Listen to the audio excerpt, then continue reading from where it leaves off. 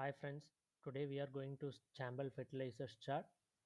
So as you can clearly see, the stock have been traded in the triangle pattern and it have been breaked out and made a high of 480. As you can see, the chart stock has been clearly took support from the triangle pattern line and the long term support line, and it again made a retracement and it is going high. So what is the trade plan? So the stock have been posted a very good result and the stock is going to make the next higher high. So previously it made a high and it made another high and it made another high. So the stock is ready to place another high.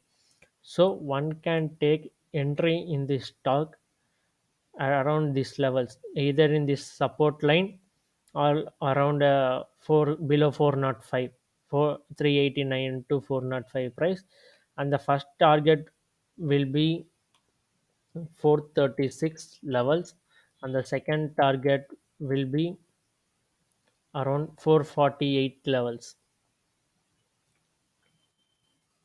So one can able to make around 5 percentage to 10 percentage returns in the stock in the short term.